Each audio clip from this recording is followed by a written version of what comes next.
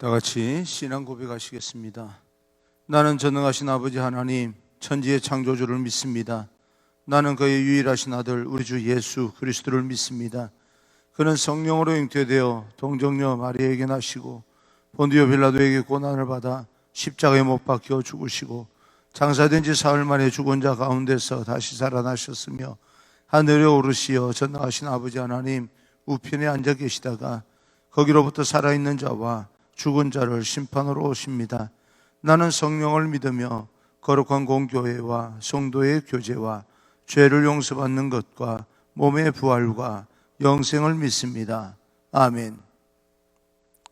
오늘 선포되어질 하나님의 말씀은 출애굽기 5장 10절에서 21절까지 말씀을 제가 봉독해 올리겠습니다. 출애굽기 5장 10절에서 21절까지입니다.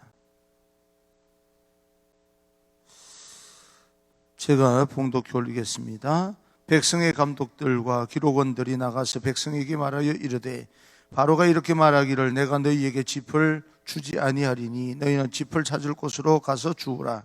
그러나 너희 일은 조금도 감하지 아니하리라 하셨느니라. 백성이 애굽 온 땅에 흩어져 곡초 거루투기를 거두어다가 짚을 대신하니 감독들이 그들을 독촉하여 이르되 너희는 짚이 있을 때와 같이 그날의 일을 그날에 마치라 하며 바로의 감독들이 자기들이 세운 바 이스라엘 자손의 기록원들을 때리며 이르되 너희가 어찌하여 어제와 오늘에 만드는 벽돌 수요를 전과 같이 채우지 아니하였느냐 아니라. 이스라엘 자손의 기록원들이 가서 바로에게 호소하여 이르되 왕은 어찌하여 당신의 종들에게 이같이 하시나이까. 당신의 종들에게 짚을 주지 아니하고 그들이 우리에게 벽돌을 만들라 하나이다. 당신의 종들이 매를 맞사오니 이는 당신의 백성의 죄니이다. 바로가 이르되 너희가 게으르다. 그러므로 너희가 이르기를 우리가 가서 여호와께 제사를 드리자 하는도다. 이제 가서 일하라. 짚은 너희에게 주지 않을지라도 벽돌은 너희가 수령대로 바칠지니라. 기록하는 일을 맡은 이스라엘 자손들이 너희가 매일 만드는 벽돌을 조금도 감하지 못하리라 함을 듣고 화가 몸에 미친 줄 알고 그들이 바로를 떠나 나올 때에 모세와 아론이 길에서 있는 것을 보고 그들에게 이르되 너희가 우리를 바로의 눈과 그의 신하의 눈에 미운 것이 되게 하고 그들의 손에 칼을 주어 우리를 죽이게 하는도다. 여호와는 너희를 살피시고 판단하시기를 원하노라. 아멘. 오늘도 하나님의 은혜가 여러분 가운데 충만하게 되기를 주님 이름으로 축복합니다.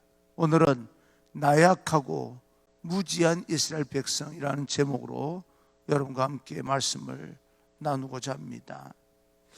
예수 믿고 나면 우리가 하나님의 뜻대로 산다고 결심을 하게 되면 좋은 일만 일어나야 되는 거 아니겠습니까? 그런데 여전히 어려운 일이 우리에게서 이제 사라지지가 않습니다.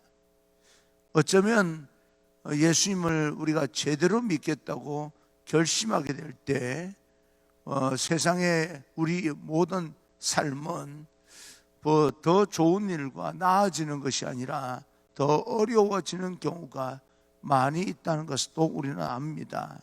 그때 우리는 이런 현상들을, 이 어려운 일들을 겪으면서 어떻게 받아들여야 되는지, 어떻게 또 행동해 나가야 되는 것인가 라고 하는 것을 오늘 성경 본문을 통해서 교훈해 주고 있습니다. 하나님께서 이스라엘 백성을 해방시키기를 원하셨다면 계속해서 좋은 일이 일어나면서 믿음의 확신을 줘야 되고, 또 그러면서 이 이스라엘 백성들을 잘 보호하고 하는 일마다 잘 풀려나가야 되는데 그렇지 아니하고 어려운 일만 더 겹겹이 쌓이게 됩니다. 10절입니다. 10절 백성의 감독들과 기록원들이 나가서 백성에게 말하여 이르되 바로가 이렇게 말하기를 내가 너희에게 짚을 주지 아니하리니 바로의 신하들이 나아가서 백성들에게 말을 하는데 이제 우리가 짚을 주지 않을 것이다 라고 말합니다. 이제 이스라엘 백성들은 나아가서 스스로 짚을 주어야 됩니다. 그러면서 이제 11절입니다. 11절, 너희는 짚을 찾을 곳으로 가서 주우라. 그러나 너희 일은 조금도 감하지 아니하리라 하셨느니라. 전에는 짚을 주면서 벽돌을 만들라 했는데 이제는 스스로 짚을 주어서 만들 때 같은 수량을 만들어라 라고 말을 합니다. 그 이스라엘 백성의 입장에서 보게 되면 하나님이 그들의 인생에 개입하면서부터 일이 잘 되기는커녕 일이 점점 더 어려워지는 겁니다. 일이 더 편해지고 하나님의 축복 가운데 풀려져 가는 것이 아니라 점점 더 힘들어지는 겁니다. 12절입니다. 백성이 애굽 온 땅에 흩어져 곡초 그루터기를 거두어다가 짚을 대신하니, 짚이 없어서 이스라엘 백성들은 곡초 그루터기를 가져다가 짚을 대신하기도 합니다. 이 말은 그만큼 일이 힘들어졌다, 그 말입니다. 짚을 받을 때와 받지 아니하고 할 때와 일의 양은 똑같아졌다, 그렇게 볼 수가 있습니다. 13절입니다. 감독들이 그들을 독촉하여 이르되 너희는 짚이 있을 때와 같이 그날의 일을 그날에 마치라 하며, 우리가 너희에게 짚을 줄 때와 똑같은 양의 벽돌을 만들어서 바쳐라 라고 이야기를 합니다. 그리고 14절을 보니까 이스라엘 패장들, 이스라엘 그 감독원들이 때리며 일을 시킵니다. 일이 겹치기 시작하는데 보통 어려워지는 것이 아닙니다. 전과 같이 벽돌의 수요를 채우지 못하느냐 혼도 나기도 하고요, 매를 맞기도 합니다. 힘든 일을, 매를 맞으면 맞는 만큼 미안해서 일을 좀 적게 시키고 해야 되는데 일을 많이 시키기 위해서 매를 때리는 겁니다. 하나님이 이 이스라엘 백성들의 인생에 개입하고부터 나서 점점 더 상황이 악화되고 어려워진다면 우리가 하나님 우리 인생 개입하는 걸 그렇게 원할 필요가 있겠는가? 우리가 하나님을 믿을 필요가 있겠는가? 라고 하는 생각까지 들게 됩니다. 하나님 믿고 난 뒤에 일이 더 악화될 때 우리는 심각하게 고민합니다. 믿지 말걸, 괜히 믿었나 봐. 예배를 드리지 말걸, 드리지 말라 그러면 안 드리면 되었는데 예배를 드리고 나서부터 더 어려워지는 겁니다. 이럴 때 꼭 그렇게 예배 드려야 돼? 세상 모든 사람들이 쳐다보면서 너 때문에 더 어려워지잖아, 거기서부터 시작이 되잖아. 그러면서 손가락질하고 비난하고 하는 그런 어떤 상황에 놓여 있을 때 믿는 사람들조차도 이거 우리가 예배 드려야 돼? 라고 이야기를 합니다. 그리고 더 어려워지기 시작하면 예배 드리는 것에 대해서 부정적으로 생각할 뿐만 아니라 믿는 사람이 오히려 더 민원을 제기합니다. 우리 교회는 예배 드리고 있어요, 이거 예배 드리면 안 되는 거 아니에요? 라고 세상에 고발을 합니다. 이런 지경에까지 이르게 되는 거예요. 하나님을 믿으면 사업이 더 잘 돼야 되는데 오히려 더 안 됩니다. 우리가 이스라엘 백성의 문제를 지나고 나서 글로 대하니까 우리가 이런 어떤 감각이 떨어지는 거지, 실제로 내가 당해 본다면 사실은 이 이스라엘 백성들보다 훨씬 더 우리는 불만을 했을는지도 모릅니다. 대들면서 모세와 아론을 죽이려 할 거예요. 전에는 짚을 받으면서 하라는 일을 적당히 감당하면 문제가 없었는데 하나님께서 개입하시고 반드시 예배를 드려야 된다라고 하는 말을 전하고부터 나서부터는 짚을 스스로 주어야 되기도 하고 얻어맞기도 하고 혼나기도 하고 엄청 인생이 힘들어진 겁니다. 우리가 예수 믿기 전에는 세상과 적당히 타협을 하면 되는 거예요. 사업을 하더라도 적당히 세상 사람들과 타협하면 됩니다. 세상은 그렇게 살아가는 겁니다. 함께 술을 같이 마시면서 대화를 나누고 같이 거기서 하자는 대로 해주고 적당히 또 속이기도 하고 또 같이 놀아주기도 하고 운동 가서 뭐 또 같이 운동해 주기도 하고 주일날 뭐 반드시 예배 드릴 필요가 있습니까? 그 사람들이 주일날 요구하면 뭐 예배 한 번쯤 빠진다고 벌 받을 것도 아닌 것 같고 그래서 나가서 그 사람들과 어울려주고 그렇게 살면 되는 거예요. 그러면 그렇게 어렵지 않습니다. 사업도 더 잘 되는 것 아닌가라고 하는 그런 생각도 들 때가 있습니다. 그런데 내가 예수님 제대로 한번 믿어봐야 되겠다라고 결단하고 나서부터는 아무것도 안 되는 거예요. 술을 같이 마셔주지 않으니까 거기서 전부 다 나를 다 멀리 해버리는 거예요. 주일날 꼭 뭐 무슨 운동을 하자고 그래도 주일날 하자고 그러니까 주일날 내가 좀 여기 갔다가 올게 라고 하면 그러면 너 빠져 그래 버리는 거예요. 여러분 이럴 때 우리는 어떻게 살아야 됩니까? 무엇을 선택해야 됩니까? 참 이게 그렇게 결단하는 게 우리는 쉬운데 세상과 적당히 타협하며 사는 사람은 이게 그렇게 쉬운 일이 아닙니다. 그것은 하나님이 우리를 일부러 어렵게 만드는 건 아니지만 우리가 어려워지면 우리의 마음이 흔들리고 또 결단이 쉽지 않다는 것은 우리는 압니다. 그러나 그렇다 할지라도 우리가 그렇게 결단하게 될 때 어려움이 온다 할지라도 하나님이 우리를 포기했다는 뜻은 아닙니다.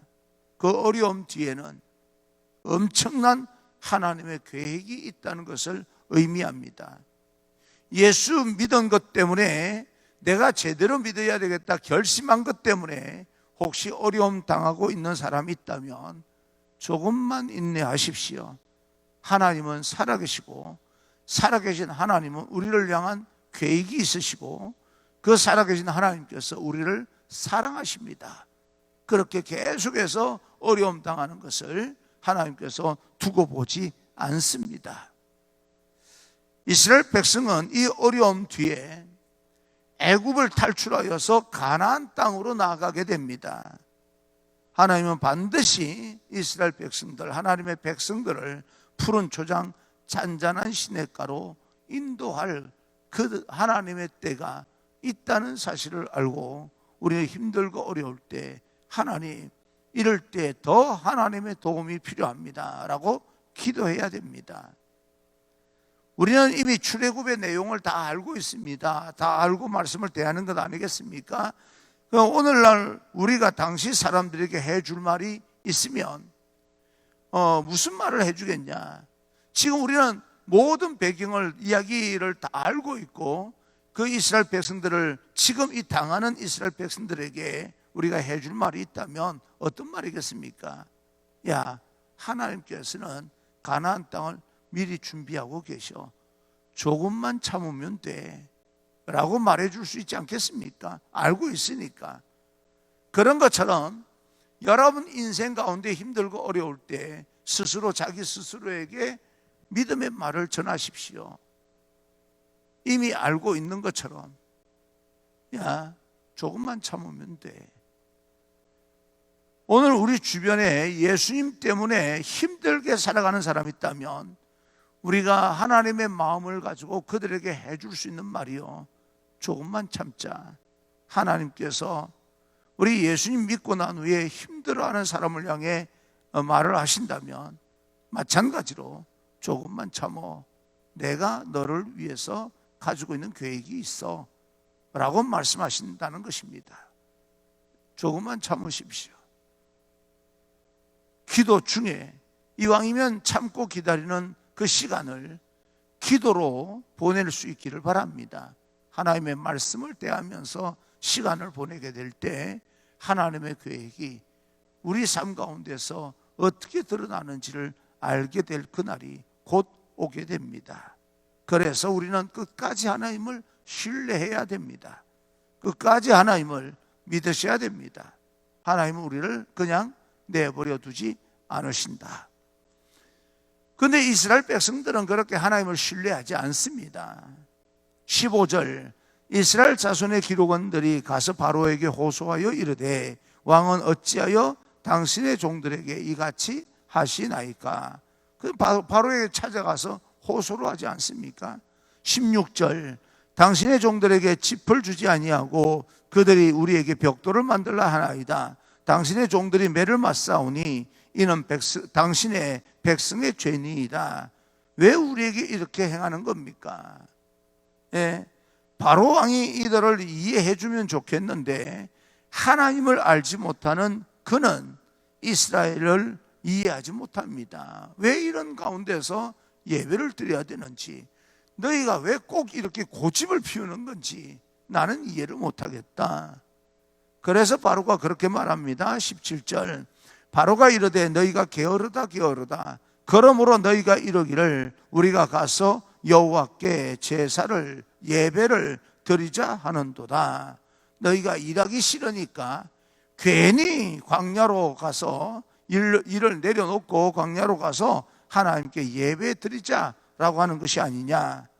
바로는 예배에 대해서, 하나님을 만나는 그런 어떤 행위에 대해서 전혀 이해를 못합니다. 어제도 말씀드렸듯이 오늘날 세상은 우리가 예배 드려야 되는 이유를 알고 있습니까? 아는 척하는 거지요. 전혀 의미를 모릅니다. 그러면 좀 더 우리가 적극적으로요, 믿음의 사람들은, 하나님을 믿는다고 말하는 사람들은 예배에 대해서 정확하게 왜 우리가 예배를 드려야 되는지 알고 예배를 드리고는 있는가라고 하는 것이 의심스럽습니다. 왜냐하면 예배를 드리자라고 했을 때 드리지 적당하게 그래 예배를 드려라라고 말을 하면 예배만 드리면 되는 거 아니겠습니까? 이렇게 정말 예민한 시대에 왜 함께 밥을 그렇게 같이 잔치를 하는 듯이 밥을 먹어야 되는 겁니까? 조심하는 어떤 예를 들어서 조심하는 신용을 내야 되는 거 아닙니까? 예배를 드리면서 무슨 복날이 되었다고 같이 삼계탕을 먹고 그럽니까? 이런 어떤 부분들이 예배에 대한 개념이 없어요.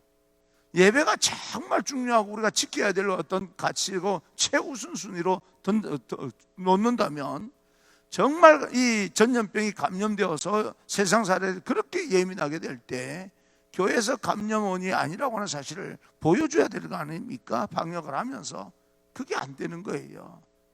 왜 예배를 방해하냐라고 말은 하면서 예배 이외에 다른 행위를 통하여서 감염이 되고 그러면서 예배를 방해받게끔 만드는 거예요.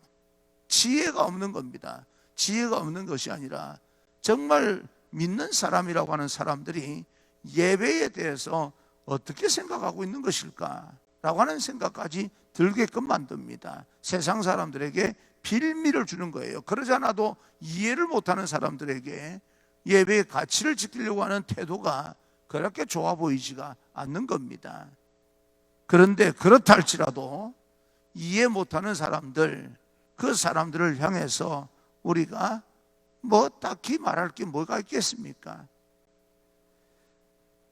우리가 예수 믿으면서 갑자기 오는 이 이해 못할 고난들, 어렵고 힘든 것은 사실이지만 세상 사람들에게요, 이해하지 못하는 사람들에게 너무 많이 이야기할 필요도 없는 겁니다. 지도자를 세워서 그 사람을 통해서 이야기하면, 계속해서 이야기하면 되는 거, 전달하면 되는 거지. 그 사람에게 모든 힘을 다 실어주면 되는 것이지, 그냥 막 모여가지고 무리 지어서 이야기할 필요는 없는 거예요. 이해도 못하는 사람에게 그 이야기 해봐야 소용이 없는 겁니다. 사람들, 주변 사람들, 우리가 이렇게 탄식하고 한탄한다 할지라도 우리가 왜 예배를 그렇게 지켜야 되는지 그들도 이해해 주지 않습니다. 이해해 주지 않는 것으로 상처를 받아 우리 마음과 믿음이 다 망가뜨려지고 무너지는 것보다 뭐 그럴 수 있다. 영혼이 다르니까, 예배에 대한 가치관이 다르니까, 소속이 다르니까, 저들은 땅에 속한 사람들이고 우리는 하늘에 속한 사람이니까 뭐 그렇게 할 수도 있겠다, 그렇게 생각하고 마는 거죠. 그러면서 계속해서 어떤 통로를 통해서 우리가 왜 예배를 드려야 되는지를 설명하고 설득하면 되는 겁니다. 그러면 뭐예요? 하나님께서 살아계신다면 그들이 이해할 수 있도록 하나님께서 기적을 베풀어 주시는 겁니다. 난 그 하나님을 믿습니다. 그래서 우리는 하나님을 철저하게 신뢰해야 됩니다. 하나님은 이미 좋은 것으로 우리를 위해 준비해 두셨습니다. 또 이스라엘 백성들이 나오다가 모세와 아론을 만납니다. 바로 왕에게 찾아가서 건의를 했다가 도무지 이해를 못 해주니까 나오면서 바로와 아론을 만나게 되는 거죠. 그리고 그들에게도 이렇게 이야기를 합니다. 21절입니다. 그들에게 이르되 너희가 우리를 바로의 눈과 그의 신하의 눈에 미운 것이 되게 하고 그들의 손에 칼을 주어 우리를 죽이게 하는도다. 여호와는 너희를 살피시고 판단하기를 원하노라. 모세와 아론, 너희 때문에 우리가 바로에게 미움을 받게 되었다라고 말합니다. 이 말은 하나님을 적당하게 믿으면 좋을 뻔했는데, 아니 너희들이 괜히 하나님을 핑계 삼아서 예배를 드려야 된다고 전하니까 우리까지 힘든 거 아니냐, 뭐 그렇게까지 예배를 고집할 필요가 있겠느냐. 이제는요, 예수 믿지 않는 사람이 공격하는 것이 아니라 그 안에 있는 공동체 중에 사람들이 이제는 원망하고 불평하고 예배를 드리지 말아야 된다라고 또 그렇게 항의를 하고 있는 겁니다. 바로가 우리를 미워하는 이유가 너희들이 그렇게 유난스럽게 하기 때문이야. 여러분, 페이스북, SNS를 통해서 한번 보십시오. 말도 안 되는 이야기를요, 우리는 지금 뱉어내고 있는 거예요. 여러분에게 또다시 말씀을 드리고 싶은 것은, 예배가 칼이 될 수가 있나요? 없어요. 예배는 여러분에게 다시 말씀드리지만 하나님을 만나고 싶어하는 우리들의 마음에 하나님께서 반응해 주시는 것이 예배입니다. 하나님, 나는 하나님이 도움이 필요합니다. 나를 도와주세요. 하나님, 나 좀 만나주세요. 그래? 내 도움이 필요한 거 너 정말이냐? 내가 너 만나주겠다. 그래서 내가 여기 있다. 나는 너와 항상 동행해 주겠다. 나는 너를 떠나지 않겠다. 그게 예배입니다. 이게 칼이 될 수 있어요? 칼이 들어올 때 목숨을 걸고 예배를 지켜야 되는 것, 그 맞는 말 아닙니까? 그죠? 하나님을 만나는 걸 포기할 수 있나요? 어느 장소에서든지 전쟁이 일어나더라도 우리 삶의 자리 어디에서든지 하나님을 만나야 됩니다. 예배를 절대 포기할 수가 없죠. 목에 칼이 들어와도. 그러나 예배 자체가 칼이 되어서 이웃을 해하게 된다면 어떻게 그 예배가 칼이 될 수가 있습니까? 절대 그럴 수 없습니다. 비유가 잘못된 거예요. 예를 잘못된 겁니다. 말이 잘못된 거예요. 하나님을 만나지 말라, 그 말을 목사가 쉽게 할 수 있습니까? 야, 지금은 감염은 전염병이 돌기 때문에 하나님께 예배드리면 안 돼, 하나님을 만나면 안 돼. 이게 말이 되는 거예요.